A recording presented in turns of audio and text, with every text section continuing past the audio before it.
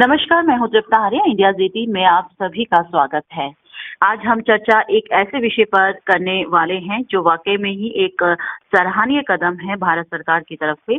भारत और ऑस्ट्रेलिया ने शनिवार को आर्थिक सहयोग और व्यापार समझौते पर हस्ताक्षर किए हैं। इसके तहत ऑस्ट्रेलिया में भारत के 6,000 से ज्यादा व्यापक क्षेत्रों को शुल्क मुक्त पहुंच मुहैया कराई जाएगी। एक अच्छी पहल है भारत और ऑस्ट्रेलिया के बीच। इसी विषय में ज्यादा बात करने के लिए आज हमारे साथ मौजूद रहेंगे द ऑस्ट्रेलिया टुडे के एडिटर श्री जिताज सर। इंडिया 18 में आपका बहुत बहुत स्वागत है सर। बहुत बड़ा एक अच्छा कदम है, दोनों देशों ने जो ये कदम उठाया है और जो हस्ताक्षर हुए हैं एक समझौते पर, आप किस नजरिए से इसको देखते हैं? बिल्कुल तृप्ति, सबसे पहले तृप्ता धन्यवाद अपने साथ जोड़ने के लिए।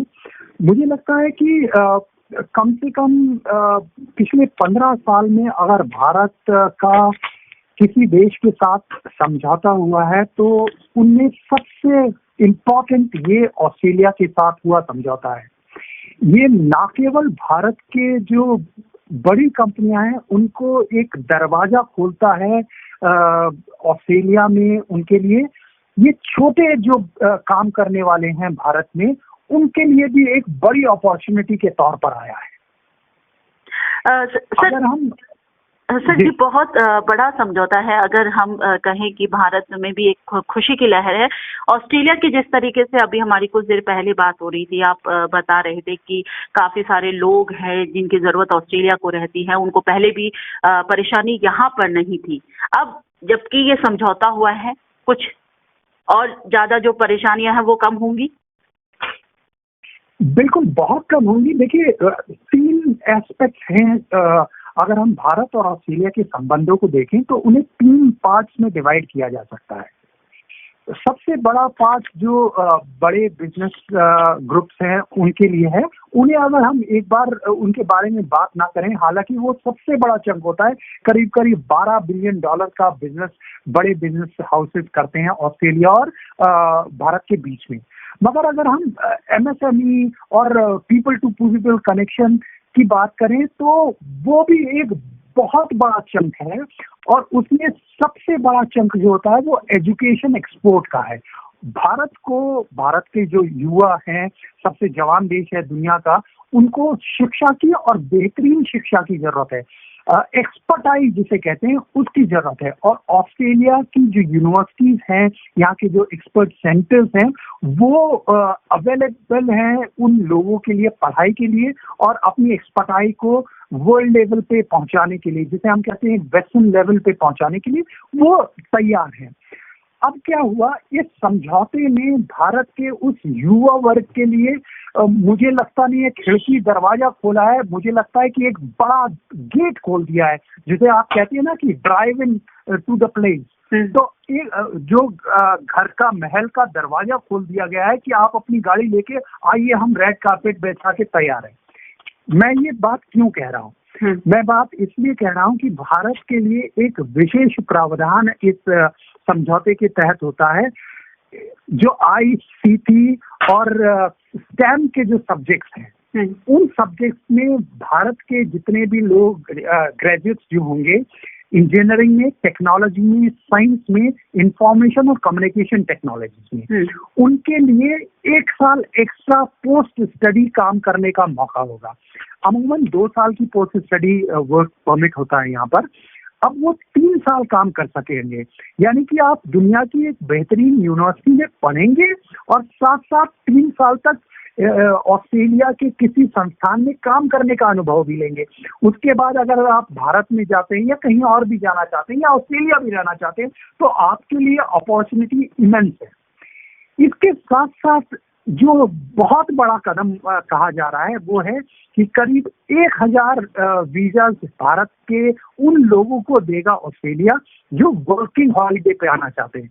आप और मैं टूरिस्ट वीजा पे तो बहुत जगह जाते हैं, मगर वेस्टर्न कंट्रीज में एक प्रचलन है कि वर्किंग हॉलिडे पे जाने का। 1 साल का ये वीजा होता है जिसमें आपको करीब करीब 6 महीने काम करने का भी हक होता है।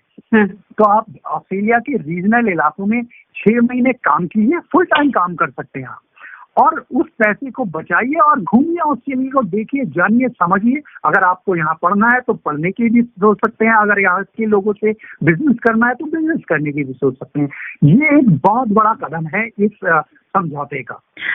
सर, जैसा कि आपने कहा कि वर्किंग हॉलिडे में आप आ सकते हैं और 1 साल का वीजा आपको मिलेगा, 6 महीने काम कीजिए और 6 महीने आप अपना घूमिए। ये अगर हम बात करें भारत और ऑस्ट्रेलिया की, जो एक इंडस्ट्री है, टूरिज्म इंडस्ट्री पर क्या असर डालेगा? क्योंकि बहुत बड़ी बात है यहाँ पर कि आप वहाँ पर जा सकते हैं, वहाँ पर रुक सकते हैं और वहाँ पर उस पूरे देश पे घूम सकते हैं, उसको जान सकते हैं, उसकी संस्कृति को जान सकते हैं, उसके बाद काम भी कर सकते हैं। बहुत चीजें, एक दूसरे देश के लोग एक दूसरे के बारे में जानेंगे। बिल्कुल, देखिए, ये वीजा जो है वो उन लोगों के लिए और दरवाजे खोलता है जिनके परिवार के लोग ऑस्ट्रेलिया में नहीं रहते। ऑस्ट्रेलिया में भारत से करीब करीब प्री कोविड आंकड़े की मैं बात कर रहा हूँ, तो 8-9 लाख लोग यहाँ पर टूरिस्ट वीजा पे आते हैं साल में करीब करीब। तो वो नंबर उन लोगों का होता है जिनका मित्र, दोस्त, परिवार, कजन, कोई ना कोई ऑस्ट्रेलिया में रह रहा है। मगर इस वीजे के द्वारा ऑस्ट्रेलिया अपने दरवाजे उन लोगों के लिए भी खोलने के लिए तैयार है जो अनजान है ऑस्ट्रेलिया से। साथ ही एक और चीज ऑस्ट्रेलिया कर रहा है, भारत और ऑस्ट्रेलिया के बीच में जो एजुकेशन है उसका म्यूचुअल, जो आपकी डिग्री है उनका म्यूचुअल रिकॉग्निशन हो जाएगा। यानी कि ऑस्ट्रेलिया का कोई आर्किटेक्ट अगर आप हायर करना चाहें वहां पे किसी कंपनी के लिए या किसी प्रोजेक्ट के लिए, तो आप उसे कर सकेंगे। और वही भारत के लिए भी है कि अगर मैं यहाँ पर हमें कोई भारत जैसा घर बनवाना है या भारत जैसी बिल्डिंग बनवानी है तो हम भारत के आर्किटेक्ट्स को हायर कर सकते हैं। ये बहुत बड़े दरवाजे खोलेगा, क्योंकि जिस दिन ये कोलैबोरेशन होना शुरू होगा तब असली फायदा, जो म्यूचुअल बेनिफिट है, वो सामने आता है इस तरह की किसी भी डील का या एग्रीमेंट का। हालांकि सर, ये सारा जो प्रोसेस है सारा 4 महीने बाद शुरू होगा। 4 महीने के बाद इसमें भारत के कपड़ा, चमड़ा, फर्नीचर, आभूषण और मशीनरी समेत करीब 6000 क्षेत्रों को ऑस्ट्रेलिया के बाजार में शुल्क मुक्त पहुंच मिलेगी। बहुत सारी चीजें हैं सर इसमें, आभूषण है, फर्नीचर है, चमड़ा है, कपड़ा है, बहुत सारी चीजें हम आपसे पहले भी फोन पे डिस्कस कर रहे थे। सर, एक व्यापार को ताकत मिलेगी, लेकिन यहाँ पर सबसे बड़ी बात है कि आप एक दूसरे की संस्कृति को यहाँ पर समझने का मौका आपको मिल रहा है। इंडिया के लोग ऑस्ट्रेलिया के बारे में समझेंगे, ऑस्ट्रेलिया के लोग इंडिया के बारे में समझेंगे। तो जिस तरीके से इसमें अलग अलग क्षेत्रों की बात करें, कपड़ा है, चमड़ा है, फर्नीचर, आभूषण, क्योंकि आभूषण के लिए ऑस्ट्रेलिया बहुत आगे है, क्योंकि आपने जैसा कि बताया कि वहाँ पे नेचुरल सोर्स के जरिए जो पत्थर मिलता है उसकी मार्केट वैल्यू बहुत ज्यादा है। बिल्कुल, जेम्स और ज्वेलरी का जो क्षेत्र है वो मेरे ख्याल से बहुत ज्यादा तरक्की कर सकता है। जो ग्रोथ प्रोस्पेक्ट्स बताए जा रहे हैं 2021-22 के लिए, वो है करीब $347 मिलियन का एक्सपोर्ट भारत कर सकता है ऑस्ट्रेलिया को, जेम और ज्वेलरी केवल के क्षेत्र में। ये ग्रोथ अगर आप आंकड़े के तौर पर समझना चाहे तो पिछले साल के मुकाबले 26% ग्रोथ है, और जो अनुमान लगाया गया है वो लगातार 25 से 28% ग्रोथ का अगले 3 साल के लिए लगाया गया है। तो जेम और ज्वेलरी के क्षेत्र में जो अभी हमारा एक्सपोर्ट है भारत का ऑस्ट्रेलिया के लिए, वो $275 मिलियन के आसपास है। प्री कोविड टाइम की मैं बात कर रहा हूँ। वो अगर 3 साल में दुगने से ज्यादा हो जाता है तो मेरे ख्याल से इससे अच्छी बात भारत के लिए कुछ नहीं है। ये हो क्यों रहा है? वो इसलिए हो रहा है क्योंकि ऑस्ट्रेलिया ने जो कस्टम ड्यूटीज है वो एलिमिनेट करने का फैसला किया है। सर, जैसे कि आपने कहा था कि रोजगार के क्षेत्र में इसमें एक क्रांति आ सकती है। हालांकि अनुमान ये लगाया जा रहा है कि 10 लाख रोजगार पैदा होने के अंदेशा है। कितनी सच्चाई है सर? क्योंकि आज जिस तरीके से अगर हम कोविड की बात करें और कोविड के बाद जहाँ पे लॉकडाउन अब खुल चुका है सारे देशों में, कुछ देशों को छोड़ के, तो आपको लगता है जिस तरीके से कोविड के बाद इंडिया में भी काफी ज्यादा महंगाई बढ़ चुकी है, तो रोजगार खुलते हैं 10 लाख, जैसे ऑस्ट्रेलिया के साथ समझौता हुआ है, तो इंडिया में कितनी ग्रोथ देखने को मिलेगी, क्योंकि महंगाई आज यहाँ पर चरम पर है। देखिए, मैं महंगाई के बारे में कमेंट नहीं कर सकता भारत की, बट जो जो समझौता है वो सचमुच दोनों देशों को जबरदस्त फायदा पहुंचाने वाला है। मगर ये फायदा जो है वो कल से शुरू नहीं हो सकता है। ये मंगलवार को इस पे माफ कीजिए, शनिवार को इस पे साइन हुए, मंगलवार से वो इन प्रोसेस होना शुरू होगा यहाँ ऑस्ट्रेलिया में, और 4 महीने लगेंगे इसको एक्चुअली इन फोर्स आने में। मगर इसका असली फायदा आपको 3 से 4 साल के बाद दिखाई देना शुरू होगा। वो आप ये नहीं क्लेम कर सकते कि रातों रात कुछ चीज बदल जाएगी। 3 से जिस आंकड़े की आप बात कर रही है 10 लाख रोजगार की, वो हम 3 साल का प्रेडिक्शन है हमारा। Within 3 years of the time this agreement can produce up to 10 lakh new मैं बार बार कहता हूँ कि न्यू जॉब्स। और सबसे इम्पोर्टेंट फैक्टर जिसको सब लोग दरकिनार करते रहे हैं वो है भारत की जेनरिक मेडिसिन का क्षेत्र। आप ये समझें कि करीब करीब अफ्रीका, यूरोप और अमेरिका में जो भारत की जेनरिक मेडिसिन जाती हैं, उनके लिए ऑस्ट्रेलिया ने अपना दरवाजा पूरी तरह से खोल दिया है। तो भारत का जो फार्मा सेक्टर है उसको एट द लीस्ट 15 से 16% का बूस्ट मिलने की उम्मीद जताई जा रही है। और ऐसा नहीं है कि ये समझौता केवल भारत के लिए फायदेमंद है, ऑस्ट्रेलिया के लिए भी ये ऐसा इतना फायदेमंद है कि जो ग्रुप्स इसको लेकर एप्रीहेंसिव थे, एग्रीकल्चर ग्रुप्स, रीजनल जो मीट प्रोडक्शन वाले ग्रुप हैं, टेक्सटाइल वाले, वूल प्रोडक्शन वाले ग्रुप हैं, वो बहुत परेशान थे क्योंकि चाइना का रुख काफी खराब रहा है पिछले दिनों में। वाइन प्रोडक्शन वाले लोग, उनके 200% की ड्यूटी चाइना ने लगा दी थी। तो भारत का मार्केट खुलने से एक ईज ऑफ बिजनेस ऑस्ट्रेलिया में आती है। और मुझे लगता है कि आपको जानकारी होगी, ऑस्ट्रेलिया में चुनाव होने वाले हैं कुछ ही दिनों में, 2 महीने के अंदर। तो एक जिसे भारत में मास्टर स्ट्रोक कहा जाता है, तो प्रधानमंत्री मॉरिसन का मास्टर स्ट्रोक जैसा है ये एग्रीमेंट भारत के साथ।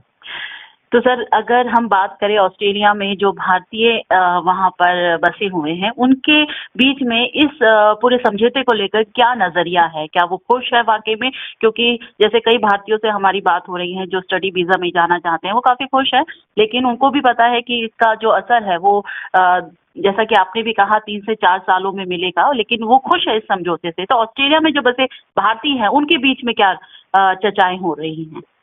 कृपया, मैं अभी जब आपसे बात करना शुरू कर रहा हूँ उससे पहले एक स्टोरी पे काम कर रहा था जो हम लोग सोमवार को करेंगे।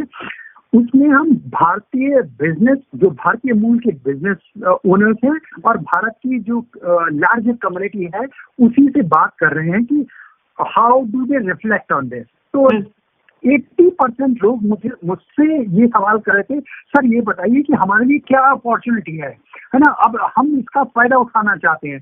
कुछ लोगों ने कहा कि हम टेक्सटाइल, मैं सूरत से आता हूँ, वहाँ टेक्सटाइल हब है, तो हम कैसे काम कर सकते हैं। कुछ लोगों ने इंक्वायरी करनी शुरू कर दी। एक साहब हैं जो यहाँ पे ज्वेलरी और जेम्स का काम करते हैं, तो वो बोला कि मैं तो इंक्वायरी डाली है मैंने जेम्स काउंसिल में यहाँ पे ऑस्ट्रेलिया के, कि how we can work together. जब लोग इस स्तर पर, आप जानते हैं कि भारतीय मूल के लोग थोड़े एंटरप्रेन्योर टाइप के होते हैं, वो अपॉर्चुनिटी को देखते हैं और उसे लपकना चाहते हैं। तो आज अगर मैं आपको कहूँ कि आज क्या मूड है 5:30 बजे संडे, तो वो कह रहे हैं कि भाई हमें बताइए कि कैसे करना है, और हम बिल्कुल तैयार बैठे हैं कि इस मौके का उपयोग किया जा सके जिससे भारत और ऑस्ट्रेलिया दोनों को ही फायदा हो।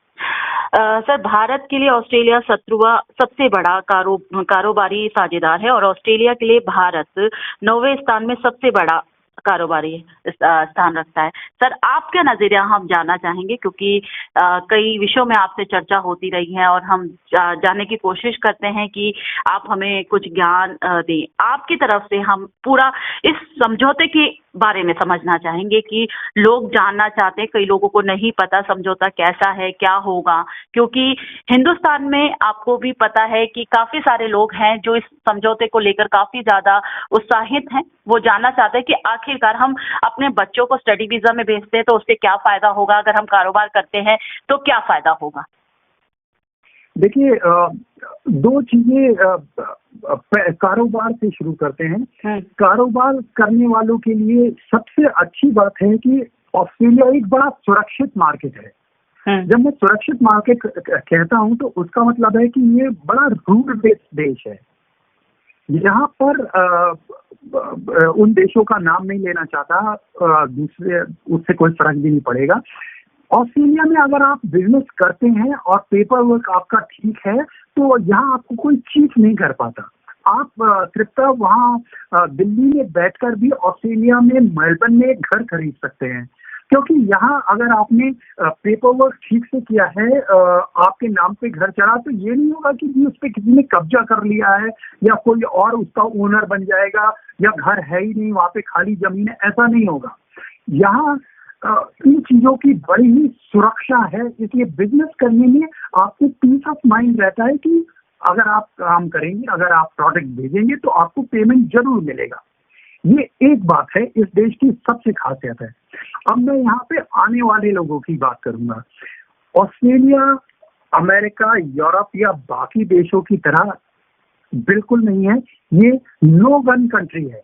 इस देश को मैं इसलिए सबसे ज्यादा पसंद करता हूँ कि यहाँ पर किसी के पास कोई बंदूक नहीं होती है, किसी भी तरह की, छोटी बड़ी कड़ी छोटी, कोई बंदूक नहीं होती है। तो उस लिहाज से बेहद सुरक्षित है।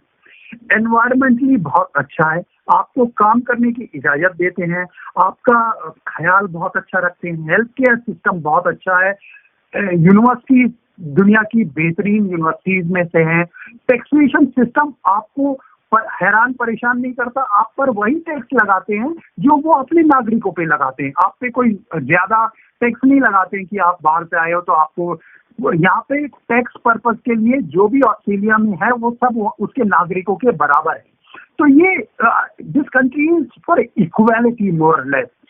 इसलिए मेरे ख्याल से भारत के लोगों, और हाँ, भारत के लोगों की इज्जत भी बहुत है। उन्होंने बड़ी मेहनत करके कमाई है, मगर उन्हें हार्ड वर्किंग माना जाता है। उनके ये भी कहा जाता है कि वो जो कहते हैं वो बिल्कुल उसे डिलीवर करते हैं। इसलिए मेरे ख्याल से ऑस्ट्रेलिया एक बेहतरीन डेस्टिनेशन है अगर कोई अपने बच्चों को यहाँ पढ़ने के लिए भेजना चाहता है तो। सर, आपने अपना कीमती समय इंडियाज 18 को दिया, आपने हमें बहुत सारी बातों की जानकारी दी, उसके लिए बहुत बहुत धन्यवाद हमसे जुड़ने के लिए, और आशा करते हैं भविष्य में भी हम आपसे ऐसे ही जुड़ते रहेंगे। आज हमारे साथ मौजूद थे विशेष चर्चा के लिए, टेलीफोनिक इंटरव्यू के लिए द ऑस्ट्रेलिया टुडे के एडिटर श्री जिता जी। इंडियाज 18 से जुड़ने के लिए आपका बहुत बहुत धन्यवाद। Thank you.